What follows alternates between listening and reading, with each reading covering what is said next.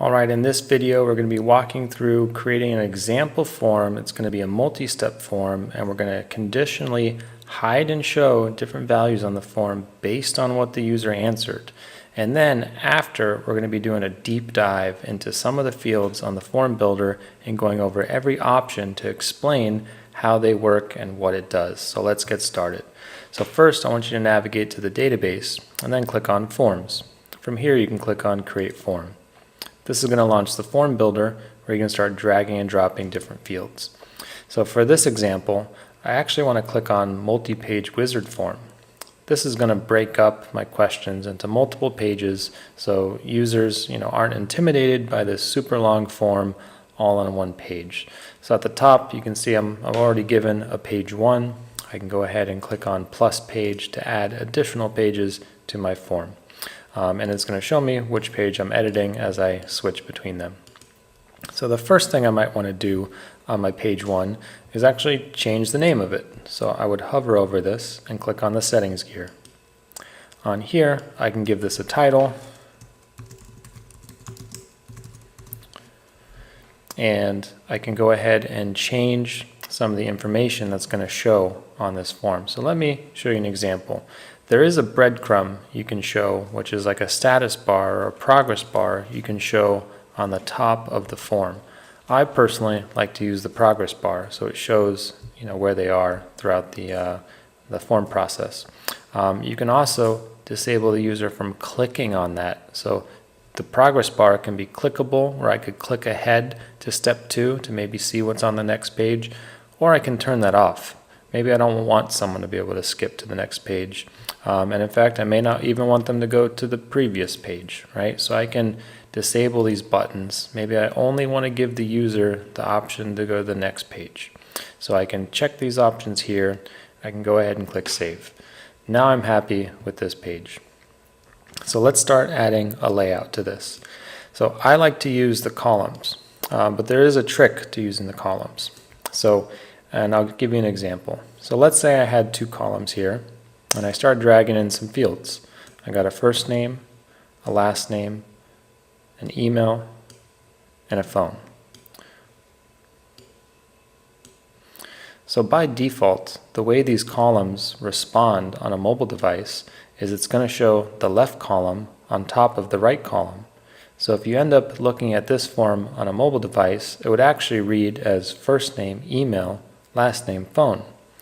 And that isn't very intuitive. So what I like to do is I like to use multiple rows of columns. So I'm going to delete these really quick. So I have one column here, and I'm going to add another column below it. And I'm going to do the same thing. I'm going to put in my email and my phone. So now when this is on mobile view, someone's on their mobile device, it's going to read as first name, last name, email, phone, right? Because we have the left column on top of the right, and then the left column on top of the right. So it's going to be much more intuitive for your mobile users. So now that I got my form fields on here, another common thing you want to do is you want to make some fields required. By default, none of these fields are required. So you can hover over the settings gear, and you can go down to validation, and you can check to make it required. Now you'll notice I have the little red star next to the field name, letting the user that this field is required. So I'm happy with this first page. Let's go ahead and start with the next page. Here I'm also going to want to check the page settings and give the page a name. So I'm going to click on the settings gear. I'm going to have this the questions page. And I'm going to do the same thing. I'm going to set the breadcrumb to the progress bar. I'm going to say they can't click on the progress bar, and they can't go back, and they can't cancel. They can only go next. So let's go ahead and click Save. And just to give you a quick preview of what this looks like so far, I can go ahead and save this form.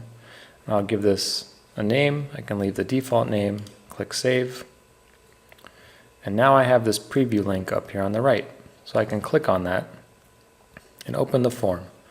And so this is the progress bar that I was talking about. So I'm on step 1 of 3 because I have 3 pages on my form.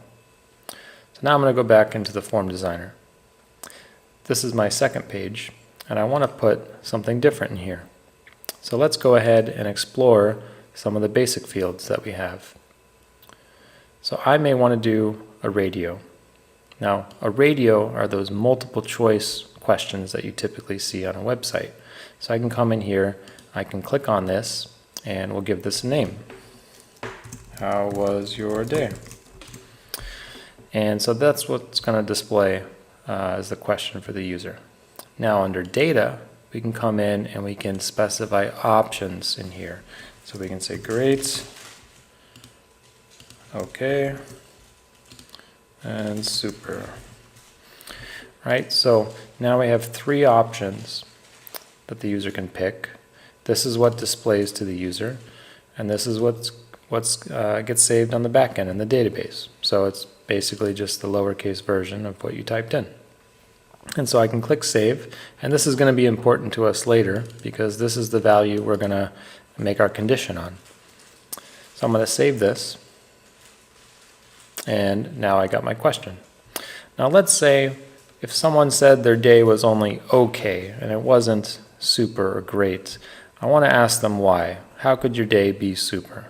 Right? And so for that, maybe I want to use a text area.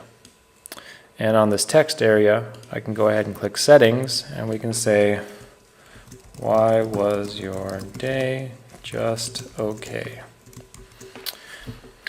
And so now I got this nice text area box where the user can type in a long answer, but I can also come in here and customize this. So it defaults to 3 rows, but maybe I want 10 rows, right? This can be a really large box or a little bit less. So I'll make that 5.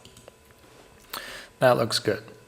So now what I want to do is when someone clicks OK, I want to show this form. Or when someone clicks great and super, I want to hide this form.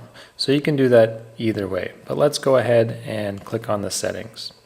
So let's say I want to show this when they click on OK.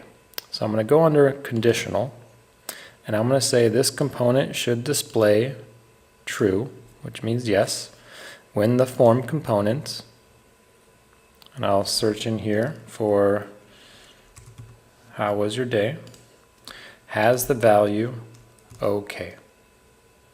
Right, so I can set that here. So this is going to display true or yes when it has the value okay. So that will work as long as we hide this field by default, right? So I'm going to set this to hidden so it doesn't display. And now we have this condition that'll change it to display when the person answered okay.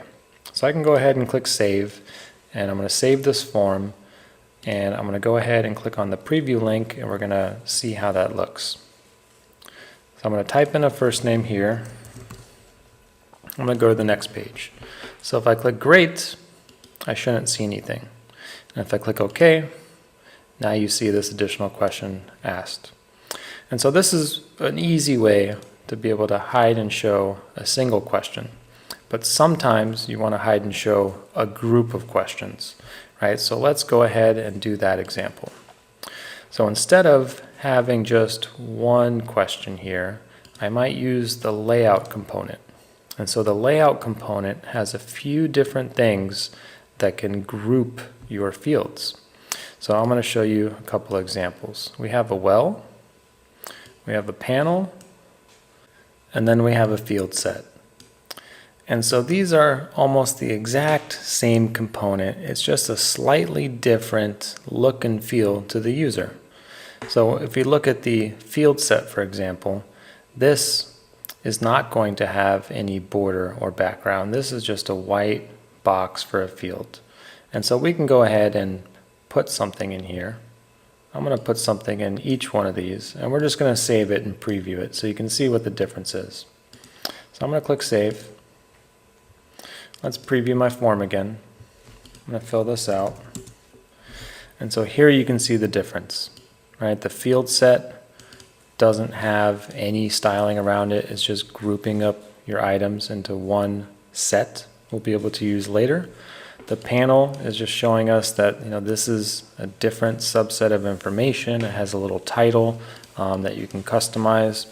And then the last one just kind of gives you that border with the background around it. So this is useful if you want to give a hint to your user, maybe this information is related, right? You could be asking the person, do you rent a home or do you own a home?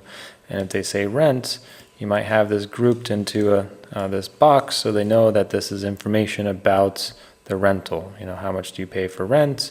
What day do you pay your rent? How long have you been renting? That sort of thing. So this can be just useful from a user experience perspective to kind of give them a hint on what this is related to.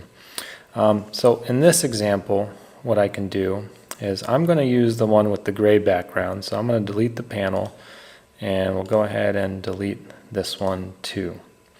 And so now what I want to do is when someone says their day was okay, I want to not only show this question, I want to show other questions. And so for that, I can go ahead and let's do a survey. So we have this survey element here. And so when I drag this by default, there's no questions in the survey. I have to click on the settings gear, and I can go ahead and customize the label if I want, or I can go to the data tab and start adding the questions. So the questions for the survey could be like, how was the service? How was the weather? Right, so you can add multiple questions here. And then the values, this is going to be the columns on the top. You can say okay, great, and super. All right, and so you can add as many as you want in here. And I'm just going to go ahead and click save. And so now what I want to do is I want to hide and show this box with the 2 questions in it if someone clicks OK. So for that, we're going to do the same thing we did earlier. I'm going to go to the box, I'm going to click the settings gear, and I'm going to say let's hide this by default, but conditionally, let's go ahead and show this when the form component, how was your day, has the value OK. So that's perfect. I can go ahead and save this. It says label is required, so we can just call this the survey group.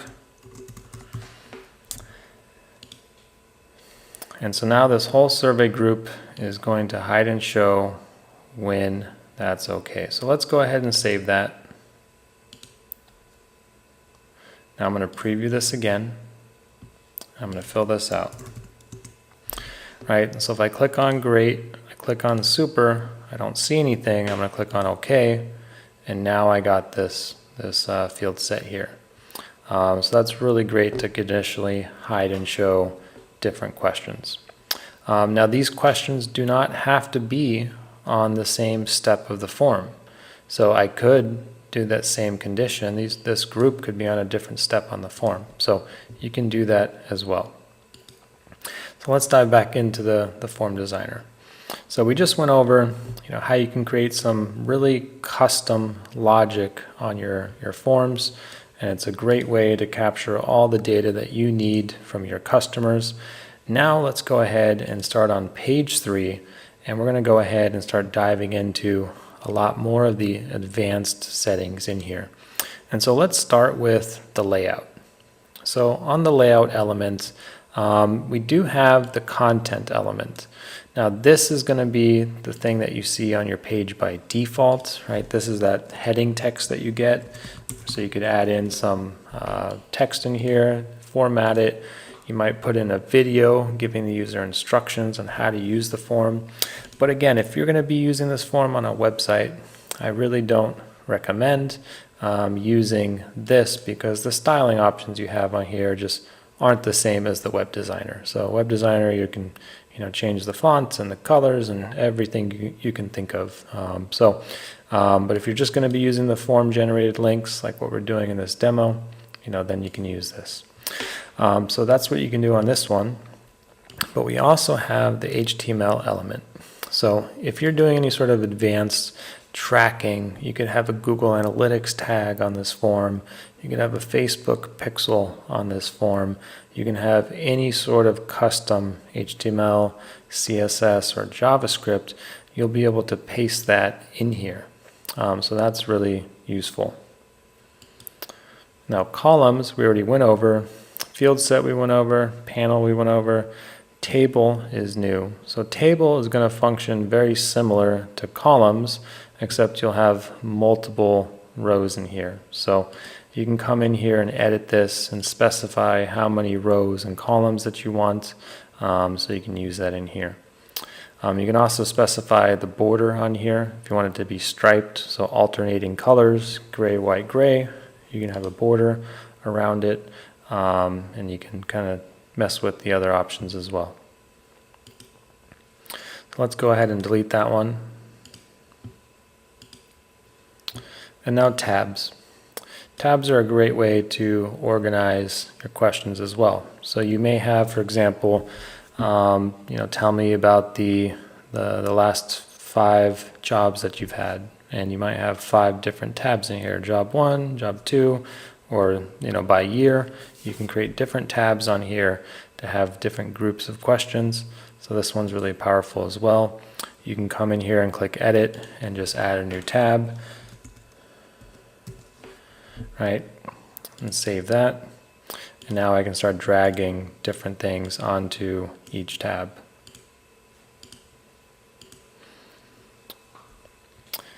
And now let's start diving into some of the fields under the advanced section. So the advanced section fields, many of them are going to look very similar. They just have different validation rules to make sure that you're entering in the right information. So for example, if we look at URL, the URL field is going to look very similar to a text box, right? So you can come in here and you can do the same thing. You can customize the label. You can do the validation, turn on the validation, etc., or required. Then we have the date and time. So you have a date and time picker. So the user can use the calendar to select a specific date and time. We have the day. This is for just month, day, and year. Then we have time only. We can specify time, and there's a time picker in here as well. We have currency. So this is going to expect a numeric value. And then we also have a file upload. So you can use this. Customers can upload files on your form. This can be any type of file, a PDF, an image, etc. The one thing that you do need to keep in mind that this file upload, each one that you drag onto your form is for one file. So I could have this file right here as upload a photo. And the next one could be, logo. So it would just be one file per item. And so the uploaded forms and the files that are submitted, of course, are visible on the contact details page. So let's go ahead and delete this one. The next is billing info. So billing info, purchase, address, and shipping, they're all related. And I actually like to use the purchase one because the purchase element has all these other ones built in. So it actually is a lot easier if you just drag the purchase element. So when you drag this, you'll see it has, credit card, it has billing address.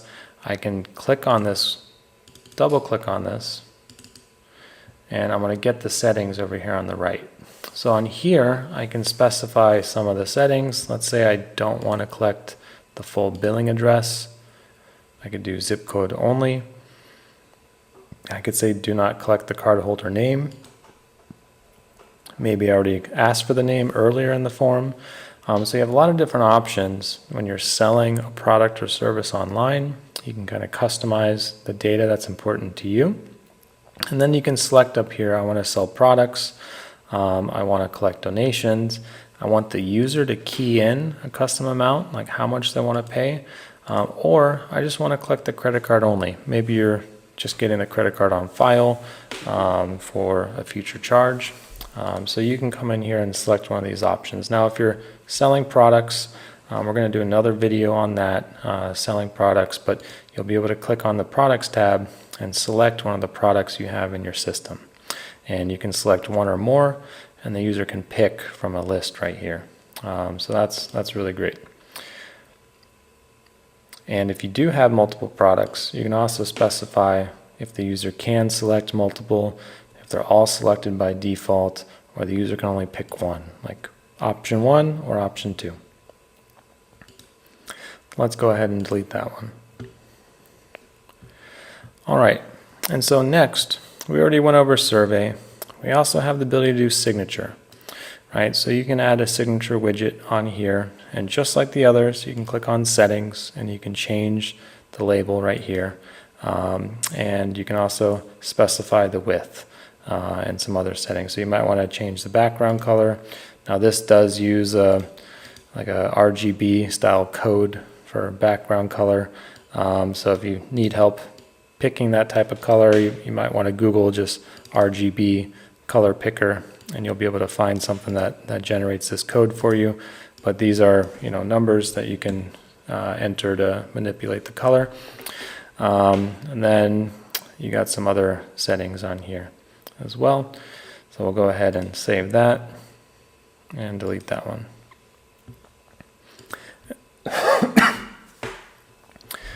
And now under basic, this is going to be the basic building blocks that you can use to build your own custom form fields, right? So these are going to be blank fields that you can come in and create. So you may want to create a text field.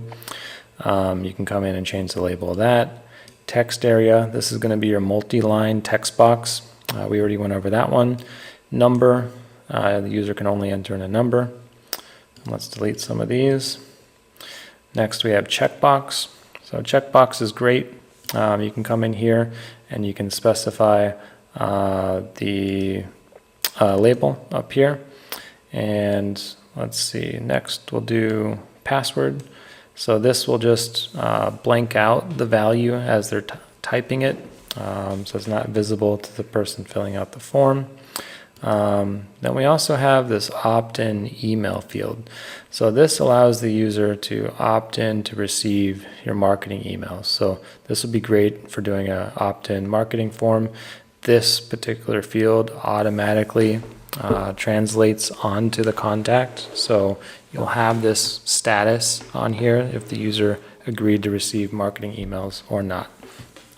Then we have hidden fields. So you can make any field a hidden field, or you can use this hidden field item. And so you can come in here and set the label, and you can also set the default value in here. So this may be useful if you're tracking a particular form or source that this came from, or other tracking code. Next we have the select. So the select is a drop down, and so the drop down, you can come in here and you can customize the choices for your drop down. So you're going to get nothing in here by default, but you can click on edit, and in here under the data tab, just like we did for the survey, we can start adding some options in here. So this could be like a yes or no drop down. So I can put in yes, no, and maybe. All right, perfect. And I might want to change the name of this.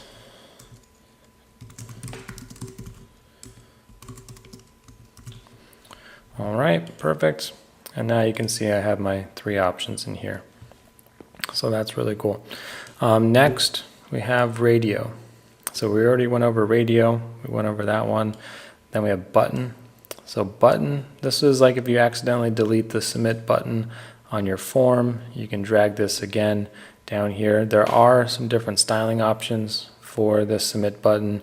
You can change the color of the button, different themes on here. You can also change the button size and do a larger button. You can even do what's called a block button. So this is going to make it the full width of the screen. This is really useful if you're doing mobile forms, if you anticipate a lot of people filling this out on their mobile device. And you can even add an icon. Now this one's a little tricky. You have to know a little bit of the CSS code on this one. We'll try to make this one easier, but right now you have to type in the code for the icon that you want. So this would be like a plus icon right here on the left. And a lot of times there's like some keywords. This one's gear, shows the gear icon, and you can do something like that on either the left or right side. But this one is called Font Awesome icon. So if you Google Font Awesome icons, you you can actually get the code for the icon that you want. There's like a directory of icons you can search for. And that's pretty much it on this one. Now you can change the action on here that you want. So by default, the button submit the form, but you can plug in some other advanced features if you want it to post to a specific URL and some of these other ones, which are a lot more advanced. We'll try to cover maybe some of that in another video, but let's go ahead and close that out, and let's delete some of these fields on here. And so next we have collections and objects. We're not going to go into those on this video. That one's really advanced, but that we went over almost everything on this form designer that you guys can think of. The last thing I want to close with is going to be on the settings tab. So make sure you check out the settings tab. On here you can specify the maxed width of your form. So if you didn't notice, this form looks a little wide by default because it's set to extra wide, so I may want to change that to just wide. And I can also customize the theme of this form, so you can select that from the drop down. This is helpful if you do not plan on using the form in the web designer. You're only going to use the form generated link. You can do that. Another advanced thing on here we have, which is really cool, is the async option. So when you're designing that multi-step form like we just did, right, someone may fill out page 1 and leave on page 2. And typically with most form systems out there, if they don't complete the whole form, then you lose it, right? You lost the first submission. So this option, which is on by default, will save the partially submitted forms too. So if they fill out page 1, abandon page 2, you still have that contact info on that first page, which is great. You also have the ability to set a redirect URL after your form's completed. You can redirect them to another form, a thank you page, another website, etc. And then we do have the currency setting on here as well. So if you are using the purchase forms, you can change the currency right here on this. And I appreciate you joining me today. This wraps it up for today's video, where we went over how you can create conditional forms for your business, and also how we went over all the different fields you have available inside the form designer. So it's time you guys go in here, start designing your forms today for your business, and also try to start hooking these up to different automation flows. So make sure you check out our other video on creating automation flows. Have a great day.